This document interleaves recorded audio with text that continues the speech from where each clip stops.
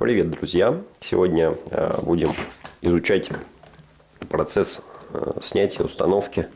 Ну, может, установки, может, и не будем. В принципе, все просто. Процесс снятия кареточного узла с обычной рамы резьбовой, стандарт БСА, который применяется, наверное, 80% велосипедов. Если говорить за фитнес-велики, то подавляющее большинство рам сейчас идут все-таки под стандарт резьбовой БСА. Конечно, появились каретки PressFit, которые запрессовываются в раму, но речь сейчас не о них. И один момент еще, который я хотел бы уделить внимание, это снятие педалей. Почему хочу на него обратить внимание? Если вы там, допустим, велик собирали сами, то, в общем, вы как бы уже, наверное, поняли, в какую сторону педали крутить. Либо ценой ошибки, либо ценой того, что просто прочитали на самой педали надпись там правая. Вот здесь выштамповка либо вот здесь бывает, либо вот здесь бывает выштамповка. Правая и левая педаль. Еще по какому методу можно ориентироваться? У педали, которая ставится на сторону без звезд, есть насечка. Не на всех педалях, на дешевых отсутствует, на очень дорогих тоже все сделано красиво, аккуратно, там тоже отсутствует. Но вот на среднем ценовом сегменте всегда вот есть такая насечка, которая ставится на ту сторону, где нет звездочек. Куда крутить? Самый главный вопрос, потому что они одна закручивается в одну сторону, другая в другую.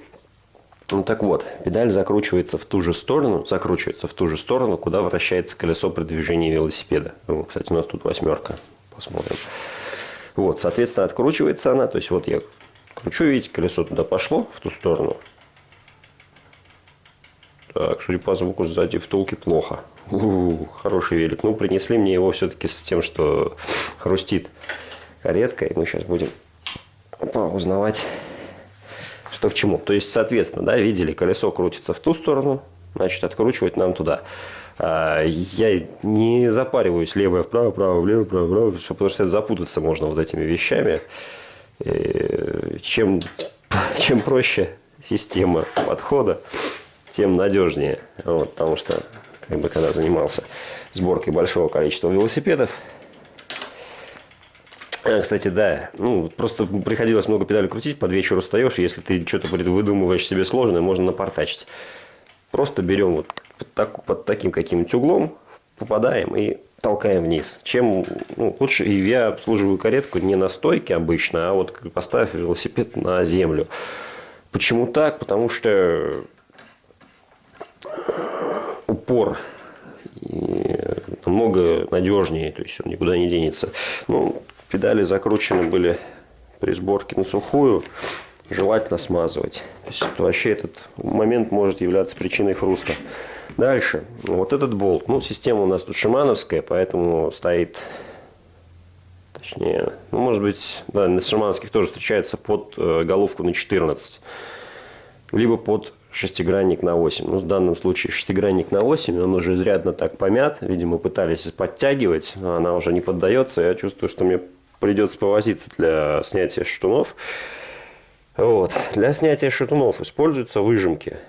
Вот это хорошая выжимка, у которой есть наконечник, который вращается. То есть она не создает лишнего трения. А вот это дешевая выжимка, которая создает лишнее трение. Она может забить резьбу на входе. То есть на резьбу вала. Я потом покажу, что это за резьба. И самое прикольное, что вот эта часть резьбовая у них идет всегда от балды. У меня такая выжимка куплена для случаев, когда там Ашан совсем дешевый, и у него резьба фиговая идет. Она корявая, кривая. Чтобы не пороть вот эту резьбу, я закручиваю вот этот и пытаюсь там вывернуть шатун тут. В общем, такими выжимками. Это не знаю, они чаще всего находятся в продаже, их заказывают с Алиэкспресса, и в том числе даже продавцы, которые их продают в России, то есть также заказывают с Алиэкспресса их и вам продают. Говно, на разик пойдет. Ладно, к делу. В общем-то, здесь уже болты обычные, с правой резьбой. Единственное, что шаг резьбы, если я не ошибаюсь, 1 мм. То есть М8 шаг 1. Такие вот Болтики. Болтики тоже, я смотрю, шляпки у них сухие. Вот так. Сухие, ничего хорошего не значит.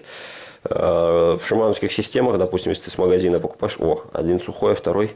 Вот эта смазка, которая здесь нафигачена на один шатун, она должна была быть еще перенесена пальчиком, либо там кисточкой вот сюда. Но на заводе, понятное дело, что никто этого делать не желает. Несмотря даже на то, что там форвард хвалит себя, что они там качество делают. Ну да, комплектации делают хорошие, окраска интересная. Но, допустим, тот же Старк уже на этом собаку съел, и у них смазки насандалено масса в эти узлы. И затянуто там тоже до одури. То есть у них чуть-чуть больше опыта в этой теме, и они не любят обращение по гарантии. Ну а формат у нас, скажем так, бренд еще молодой.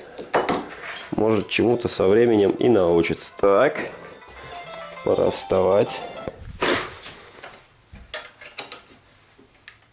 Собственно говоря, да, что я сделал? Извините, забыл. Закрутил основное тело до упора в шатун. Это важно, закручивать до упора, чтобы не испортить резьбу алюминиевую. То есть, чем больше резьбы захват здесь, тем больше шансов на успешное извлечение.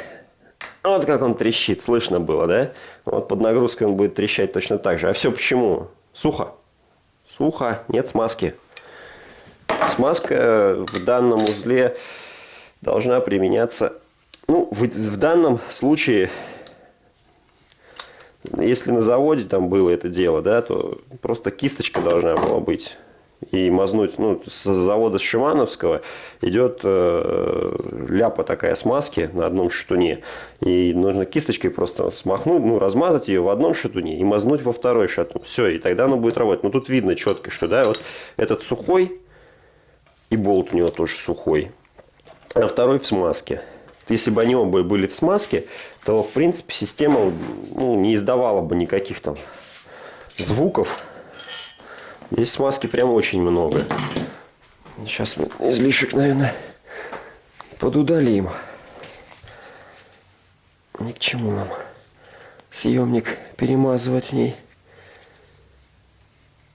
Это вот смазка для данных узлов, как уже сказал, желательно использовать ее кальциевую, потому что здесь идет пятно контакта алюминий. Алюминиевого сплава и железного сплава, да, железный сплав, сталь. Вот. Соответственно, из-за того, что присутствует пятно контакта этих двух металлов, литиевое мыло при попадании влаги вызовет коррозию алюминия. Это теория. На практике, чтобы добиться коррозии, нужно много воды и хотя бы год времени. Но коррозию как таковую вы все равно не увидите. То есть коррозия появляется, когда там на границе литиевой смазки и алюминия. И когда вода и перепады температур. Вот тогда там будет такой белый порошочек может пойти. Вот. На практике вы его в данном узле, наверное, не обнаружите. Но что вы можете обнаружить? Щелчки. То есть, намазал литольчиком резьбу, корпус кареточки и поехал кататься. И через какой-то период времени, да, в зависимости от интенсивности катания. Так, надо смотреть, что-то не хочет заскакивать. В зависимости от интенсивности катания у вас через какое-то время каретка защелкает. Это как раз пошла химия. С водичкой, с литольчиком. Кальциевые смазки до своего разрушения, да, до того, как начнут щелкать, они живут дольше. Лично я для данных узлов уже много лет использую смазку на кальциевой основе Bike Grease от Motorex. Ее не сочтите за рекламу, а за совет лишь. В России можно купить этот Real Sport. Если в интернете заказывать, то на Bike Components, по-моему, сайт называется. Вот. На самом деле, маленького тюбика, который вы купите в Триалспорте, вам будет достаточно. Большое корыто мне там было не купить. Пришлось с интернета заказывается. Да, вот, пожалуйста. Вот этот, слышали, да, тихо сходил, без шумов, без ничего, спокойно, мирно. Здесь вал смазан. Запах, как вот, петарды, когда взрывают. Не петарды, а вот в детстве, когда петарды сами делали, болт, спички и об асфальт это дело. Вот запах что-то такое между вот этими спичками и карбидом отработавшим. Соответственно, ну, это вот из-за того, что идет большое давление, здесь возникают довольно большие нагрузки, и под большим давлением смазка начинает разрушаться. То есть, периодически, на самом деле, даже кальциевую хорошую смазку нужно менять. Хотя, на собственном опыте могу сказать, что хорошая смазка, она очень долго держится. Очень долго. И очень долго, если все правильно сделано, то очень долго можно не заглядывать. Дальше по разнице, да, как звучит смазанный и не смазанный шатун, увидели, да? Кто-то там скажет, что вот у систем Truvativ смазка не написана. Да, действительно, системы Truvativ можно устанавливать не смазанными. Первый раз. Потому что у них сама система, квадрат, здесь он голый металл, а там он идет покрыт краской, и вот эта краска, она выполняет роль смазки. То есть, первый раз система Truvativ, типа Truvativ под квадрат, он может быть установлен без смазки. Второй раз уже на смазку. Вот. Какие роли она здесь играет? Ну, во-первых, когда у вас начинается микролюфт, на квадрате шатун при кручении педалей все равно немножечко шевелится. Ну, при больших нагрузках, допустим, вы там поставили шатуны вот так вот, да, и прыгнули всем весом, да, то есть они немножко играют, немножко шевелятся. То есть до люфта это, конечно, не должно доходить, но немножко шевелятся. И вот эти шевеления, они как раз издают звуки. Треск. Ну, и мы слышим щелчки. Когда у нас есть смазка, во-первых, вот это движение, оно становится не шумным, более плавным, да, демпфированным. И плюс смазочка. Вот в эти вот уголки, попадая, она не дает сюда проникать лишний раз ни пыли, которую мы видим снаружи, ни влаги, которую мы не видим. То есть, вот пыль и влага, они вызывают, в общем-то, щелчки в данном узле. Снять шатуны это недостаточно. То есть, надо еще и снимать каретку и осматривать. Потому что в раму тоже каретка могла быть на заводе при сборке закручена на сухую. Неизвестно, с каким усилием она закручена. Ну, Старки я знаю, что там закручивают так, что глаза с орбит вылезают, пока откручиваешь, если вот таким ключиком коротким пользоваться.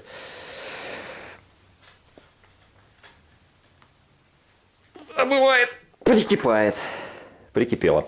Ну ладно. Кстати, да, чашки тоже в разные стороны откручиваются. Блин, любимая труба-то у меня сыну пошла на качелю, поэтому буду использовать нелюбимую трубу. Немножко неправильно. Ну, попробуем. Если не получится, придется остановить видео и идти за любимой трубой.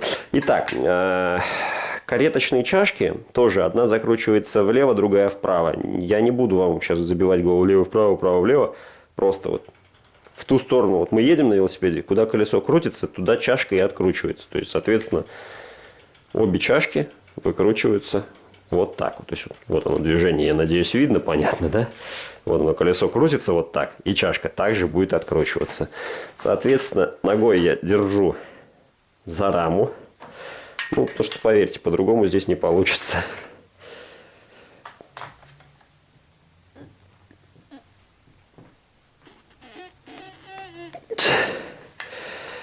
Да, закручено хорошо. И судят по отсутствию каких-либо звуков на смазку.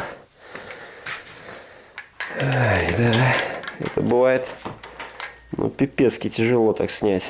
Так вот открутить. Бывает, что когда каретка на насыпных шариках, на самых дешевых великах, она там внутри рамы лопается, и все. И ее вообще даже вот таким путем она не хочет поддаваться. Так, ну, судя по тому, как мягко ее отпустила рама, судя по этому, можно сказать, что смазка, скорее всего, там есть. И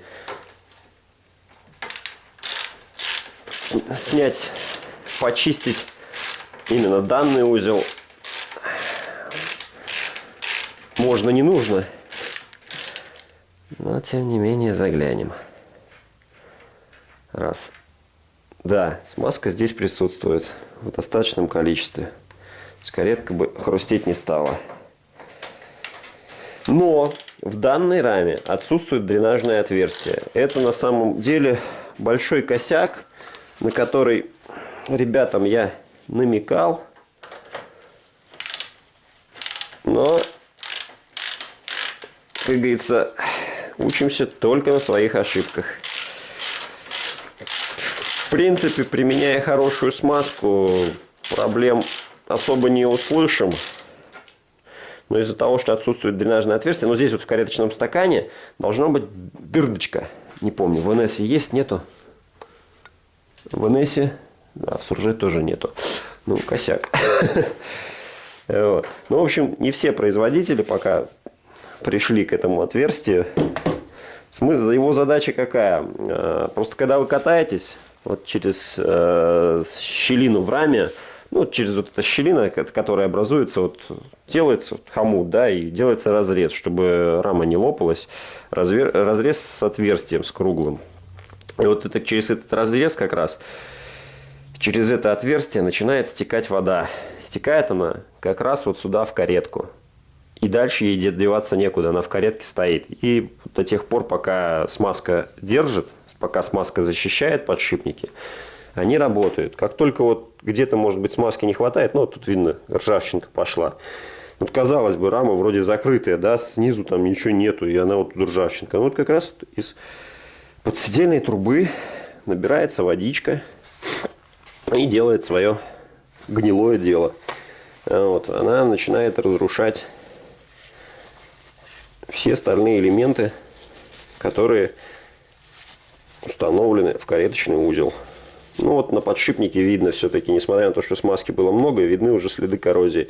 Вот такие следы, они, ну, когда вот смазочка сдалась, пошел вот такое пятно ржавчинки. Вот эта ржавчинка, она тоже очень хорошо хрустит. Соответственно, для того, чтобы каретка работала тихо, ну, сами подшипники здесь все отлично, то есть все крутится, все здорово. Ну, чуть-чуть, может быть, шумит, но, скажем, на уровне нового изделия, недорогого. У всех там кареток есть свои недостатки, поэтому на 4 работает пока достойно. Вот. Чашка бывает пластиковая, пугаться этого не надо. Пластиковая чашка не шумит. Она даже когда на сухую закручена, она не щелкает, потому что пластик демпфирует. Ну, в частности, фирма Shimano использует в своих каретках пластиковые чашки. Но если вы вдруг там решили купить себе картриджную каретку, которая вот здесь у меня на столе лежит, то Shimano это не та вещь, которую я советую рассматривать в качестве покупки. Я имею в виду сейчас не системы шатунов, да, не шатуны, а именно каретки.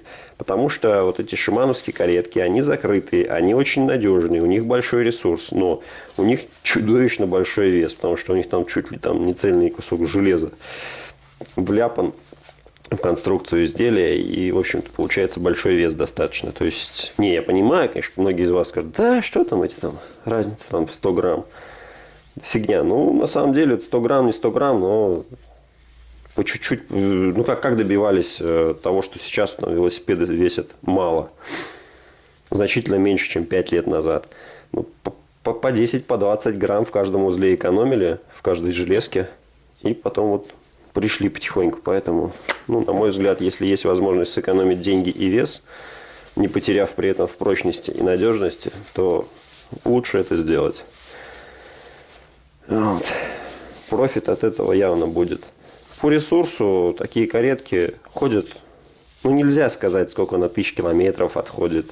Нельзя сказать, сколько лет она отходит. Зависит, очень сильно зависит от того, сколько вы катаетесь. Если вы там катаетесь прогулочно и решили поменять в своем Ашане каретку на насыпных подшипниках на такую вот каретку под квадрат, ну, здесь, в принципе, смысла выгребать особо нету, грязь, что, ну, как бы не рабочий узел, и ее там не подлезешь. Здесь я сейчас чашку буду ставить, вот эту Сейчас чистенько все должно быть. Вот, то есть, если вы поменять решили на каретку под квадрат, сейчас мы покажем. Сейчас мы где-то у меня тут есть кареточка. Ну, по крайней мере, ее останки. Что такое до этого волшебная мусорка, где есть многое. Не все, но многое. Блин, вот 2 вала есть, а чашки не вижу. Даже чашечка делась-то. Придется подойти более детально. И даже более детальный подход не дал желаемого результата. Да, видимо, все чашки выкинуты, потому что да, нет конструкции каретки целиком. Ну, в общем, если вкратце говорить, то вот в таких вот каретках, валы от которых я сейчас держу, одна под болты, другая под гайки, у них обычные шарики насыпаются в чашку, и это дело вот так накрывается. То есть изнутри в большинстве случаев ничего не защищает от воды. То есть вся вода и грязь, которая попадает в раму, да, то, о чем я говорил, через вот там дренажные отверстия есть между трубами, вон там вода видно стоит с той стороны.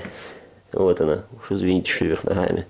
Вот водичка у нас стоит тут замечательно на резьбе. Это как раз то, что могло бы, вот эта вода должна была уходить здесь через вот отверстие в стакане.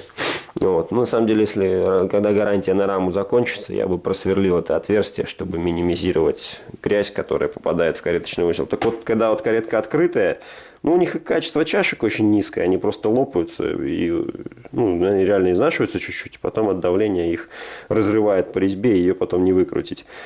Вот такие вот каретки, они служат очень мало, они доставляют массу хлопот, всего того, что они, чтобы сделать их недорогими, производители очень экономят на стоимости материалов.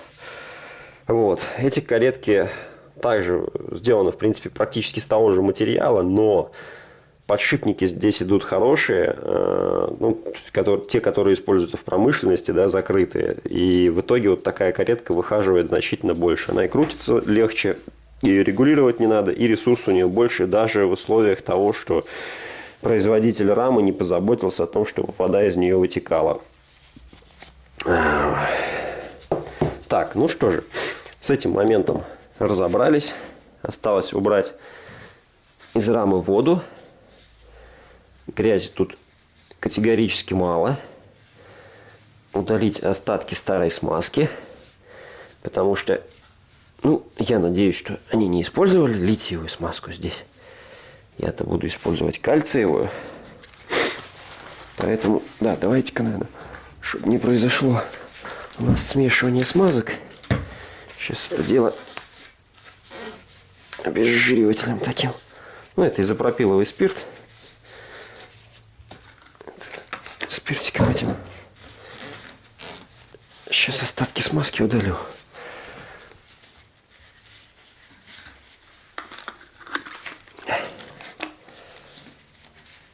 Чтобы у нас химия нехорошая не творилась, и каретка щелкать раньше не начала. Не надо паники по поводу салфеток. Салфетки — это очень удобно и очень надежно. Да, можно использовать специальные полотенца бумажные, но мне, ну, я пробовал. Мне по формату оказались вот маленькие салфеточки, которые прекрасно получаются из туалетной бумаги.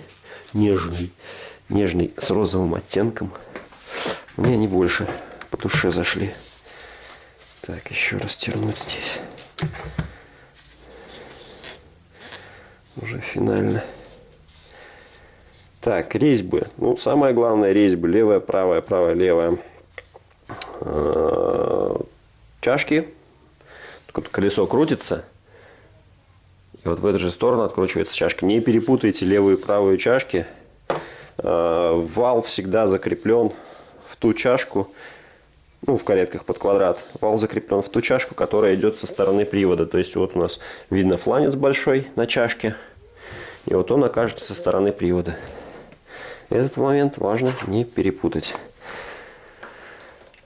Так, насрем туда смазочкой. Но это вот как раз идет тот самый Bike Grease 2000. Название у него, конечно, в стиле тех годов, когда он был придуман. Все раньше там было 3000, 4000. Сейчас, чтобы не повторяться, маркетологи придумали буковку K ставить. Ну, кило, типа 1000. Вот. Тогда было модно, там прям миллениум, все дела. Ну, понятное дело, что смазка разрабатывалась, скорее всего, не специально для велотехники, да, это было мото- и велотехника, да, она, может быть, выпускается и под другими названиями. Это же смазка с чуть-чуть другой рецептурой. Всех тонкостей химии я, конечно же, не знаю, образование у меня не по химической промышленности. Так, вот суть того, что я сейчас творю. Промазываю резьбу. Все промазываю вообще. Да, пальцем можно тоже размазать, тоже хорошо получится. Раньше так и делал. Кисточкой подручнее очень сильно. Я промазываю всю тушку. Полностью всю тушку каретки, чтобы защитить ее как раз от коррозии. От влаги. Смазки, они в большинстве своем, даже плохие смазки, пытаются защищать поверхности металлов от воздействия влаги. Соответственно, так, помним, да? Закручивается вот в ту сторону, точнее, откручивается в ту сторону каретка, закручивается в ту. Бывает не попасть в резьбу с первого раза. Резьба очень мелкая. Важно, чтобы вы начали закручивать это дело. Если не идет в раму от руки, значит, вы просто криво крутите. Вообще вот тушка каретки, фланец до резьбы должен вообще от руки заходить.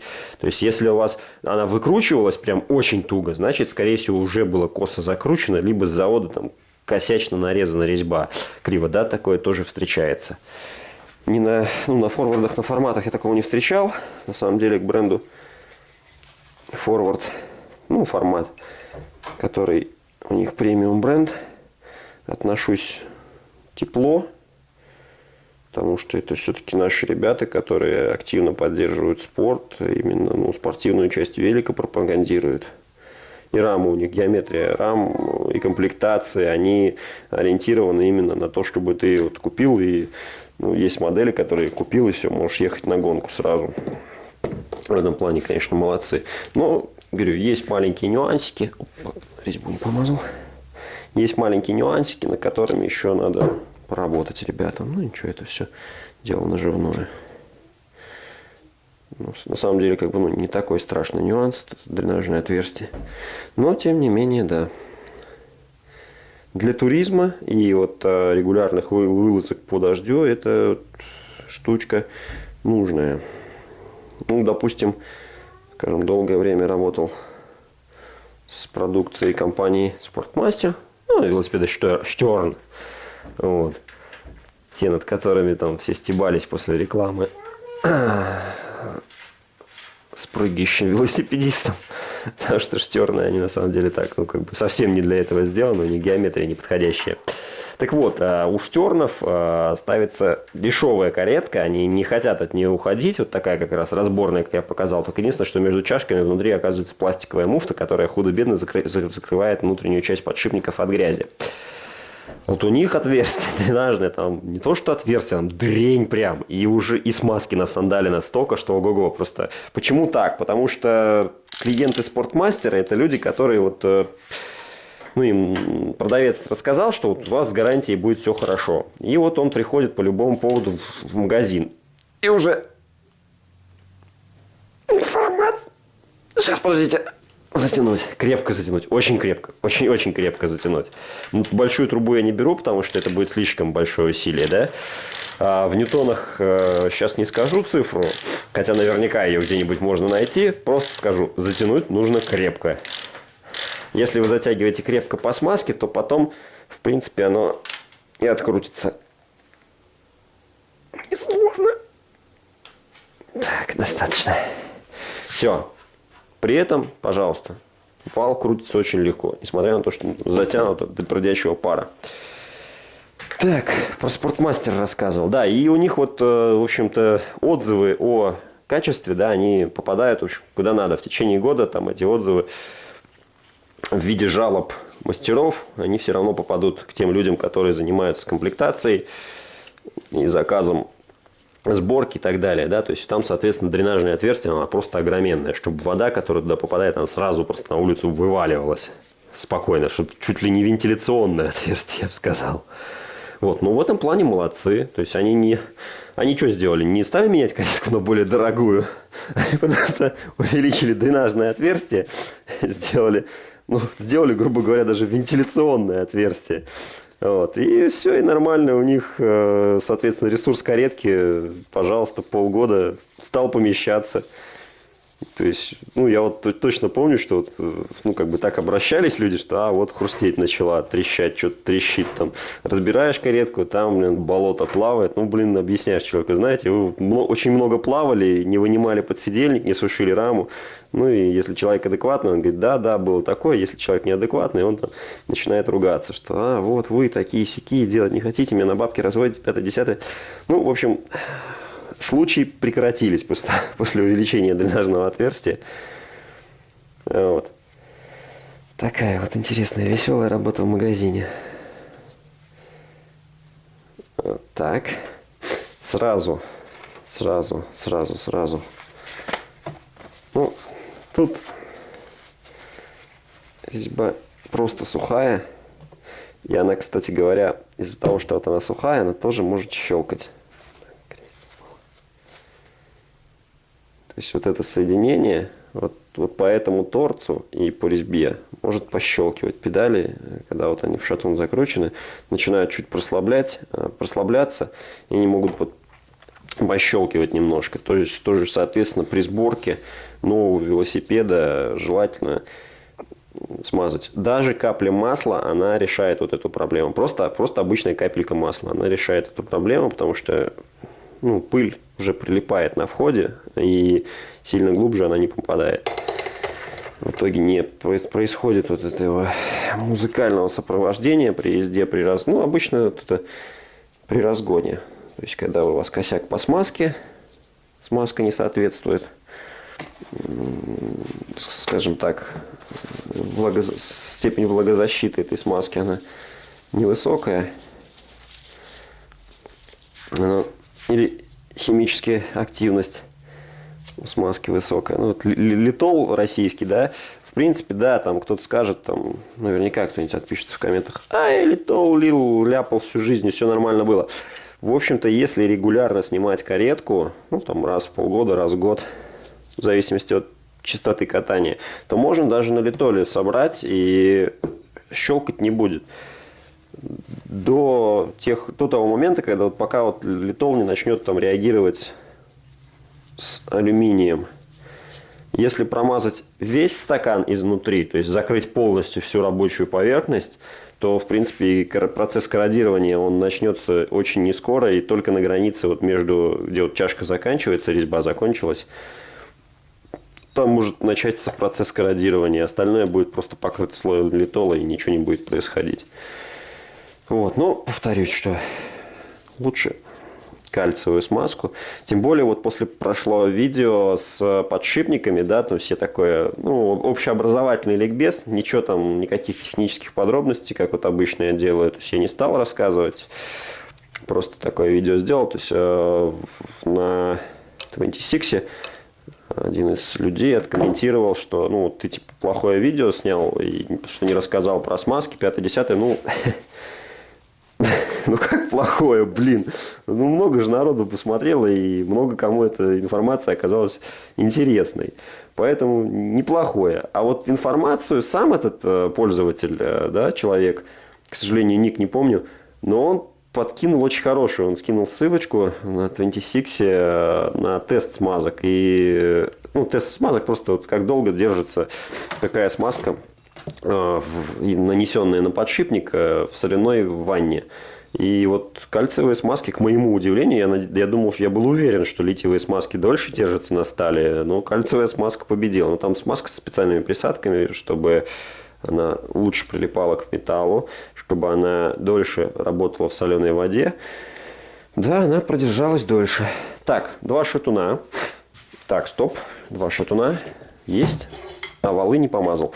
То есть, вплоть до такого параноидального мажется все. Просто вот все детали, все сопрягаемые. То есть, можно сказать, что ну ты же помазал квадрат внутри шатуна, и этого должно быть достаточно. Ну вот нифига. Все равно может начать щелкать. Поэтому лучше смазать все детали. То есть, все, что участвует в сопряжении, лучше смазать. Потому что какие-то зазорчики, щелинки, про которые я говорил в начале, они должны быть закрыты. И второй шатун. Вот что-что, а цепь здесь добротно залита маслом. Вот, честно говоря, не люблю, когда такое делают. Потому что к такому обилию масла очень сильно прилипает песок. И он начинает сжирать, просто сжирать кассету еще быстрее, чем если бы масла было мало. Вот, поэтому меру нужно знать, либо использовать, либо постоянно менять, убирать масло, наносить, убирать грязь, наносить масло, либо использовать более густые смазки, которые становятся вязкими и липкими. То есть это для лентяев. Вот мой вариант как раз. Я езжу больше вниз, поэтому у меня смазка используется густая, липкая. То есть она, распыляешь, она жиденькая, затекает куда надо, успеваешь протереть снаружи, подсушить. И все, она потом становится липкой. То есть она держится долго, относительно долго. Да, КПД хуже, но зато все вокруг не в говне. Нет тут и шапки из пыли. Так, что сейчас делал? Обрабатывал именно вот торец. Резьбу не трогал, но она, конечно, уже и так в смазке. Но обрабатывать самое главное вот эту часть. Смысл в чем? Сейчас расскажу. Так, где шестигранник на 8? Потерял.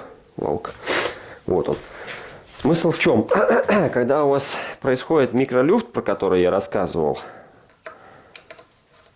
то есть, шатуны, когда вот вы едете, да, то вот так нагрузили, перевернули, вот так нагрузили, у вас шатун немножко на квадрате шевелится. И вот за счет этого шевеления, если торец, фланец болта будет не смазан, то он там в силу того, что будет большое трение, он на одном из шатунов, не помню на каком, на левом или на правом, начинает откручиваться. Причем откручивается с завидным постоянством. То есть ты его подтягиваешь, он снова откручивается. Подтягиваешь, снова откручивается. Это может продолжаться бесконечно. Ну как бесконечно? До тех пор, пока в один прекрасный момент внутри квадрат не рассандалится, и там уже прикручивать будет некуда. Поэтому обязательно и сопрягаемая поверхность шатуна смазывается, и фланец смазывается, чтобы все это дело надежно скользило друг по другу. То есть единственный узел, который не должен скользить здесь, это резьба. Ну и то в процессе затяжки хорошо иметь на резьбе смазку, которая позволяет вам без повреждений резьбы на болте и на валу очень крепко затянуть, чтобы квадрат, а он идет на конус, то есть квадрат, он не просто квадрат, он конический, чтобы конус вала проник глубоко и плотно в конус шатуна. То есть когда вот эти два узла плотно друг друга сели, все, вот тогда вот у вас все это получается достаточно надежным. И осталось прикрутить педали левый, правый, правый, левый. Педаль с насечкой на валу прикручивается туда, где звезды нет. Смотрим, колесо крутится туда, значит, в ту же сторону я сейчас буду крутить и ось педали. Не вал, а ось правильнее. Все, прикручиваем. Угу. Затягиваем тоже до усрачки. Выламывать, естественно, не надо ломать. но очень туго затягивается, потому что этот узел тоже может открутиться. То же самое, да, колесо крутится туда, и туда же я вращаю ось.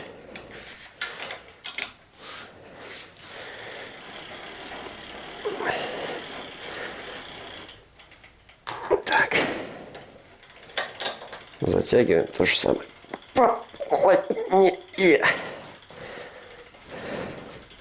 Все. Узел хрустеть точно не будет. Ну, таким же методом меняется каретка, если у вас вдруг подшипники сгнили все-таки. Да, вот если случай, как здесь, дренажного отверстия нет, вы уехали в поход, 2 месяца, водоплавание, подседельную трубу, не, ну, как вот я же говорю, за то, что сушить надо периодически. Вот, сушится оно вот так вот. Вау, тут тоже вода, кстати говоря. Вот сейчас пока стоял велик, вода натекла. То есть вода там так и плавает. Вот. Да. Вода так и плавает. То есть так вот его желательно хранить дома с вытащенной подсиделкой. Ну, тут песок видно, вот эта грязь. Вся грязь, что попадает вот через вот это вот отверстие. Вот он, песок сюда попадает.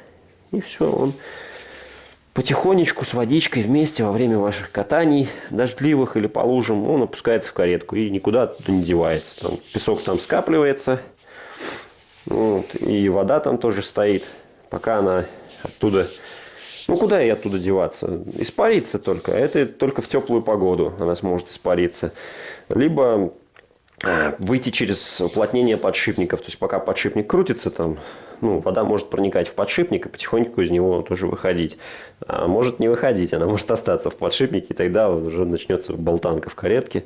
Даже, то есть, картриджную каретку можно убить. Вот именно поэтому, из-за того, что вот вода может проникнуть в подшипник, я промазывал весь корпус.